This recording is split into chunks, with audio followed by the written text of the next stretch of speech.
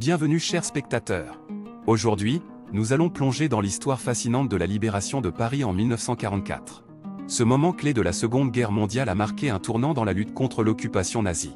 Découvrez comment les Alliés ont uni leurs forces pour chasser les nazis et redonner la liberté à la capitale française. Vous serez captivé par les récits de résistance, les stratégies militaires audacieuses et les héros méconnus de cette époque.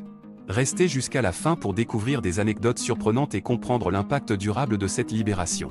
N'oubliez pas de vous abonner à notre chaîne, de liker cette vidéo et de nous laisser vos commentaires. C'est grâce à vous que nous pouvons continuer à partager ces histoires incroyables.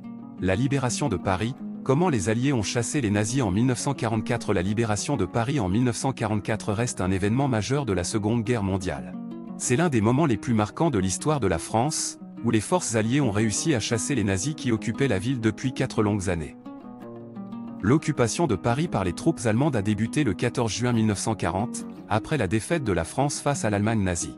Pendant ces années sombres, les Parisiens ont dû faire face à la répression, à la censure et à la privation de libertés fondamentales.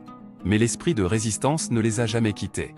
La libération de Paris a été le résultat d'une opération militaire complexe et audacieuse.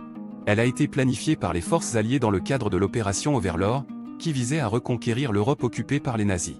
L'objectif était de libérer la France et d'ouvrir la voie vers Berlin, la capitale allemande. Le 6 juin 1944, les Alliés ont débarqué en Normandie, lançant ainsi l'opération Overlord.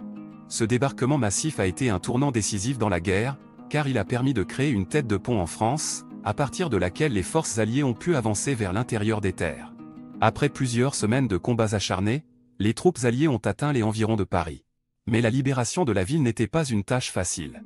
Les nazis avaient fortifié leur position et étaient prêts à se battre jusqu'au bout. Les combats étaient violents et les pertes humaines importantes. Le 19 août 1944, la résistance parisienne, soutenue par les forces alliées, a lancé l'insurrection. Les Parisiens se sont soulevés contre l'occupant et ont pris le contrôle de plusieurs quartiers de la ville. Pendant plusieurs jours, les combats ont fait rage dans les rues de Paris. Les barricades se sont multipliées et les civils se sont engagés dans la lutte aux côtés des soldats. Le 25 août 1944, le général Charles de Gaulle, chef de la France libre, est entré dans Paris libéré. Cet événement historique a été salué par une foule en liesse, qui a accueilli les forces alliées et françaises avec joie et soulagement. La libération de Paris marquait la fin de l'occupation nazie et le début de l'espoir pour un avenir meilleur. La libération de Paris a été un symbole de la résistance française et de la victoire des forces alliées sur le nazisme. Elle a permis de redonner espoir à un peuple qui avait été opprimé pendant des années. Elle a également renforcé la position de la France dans la coalition alliée et a contribué à la défaite finale de l'Allemagne nazie en mai 1945.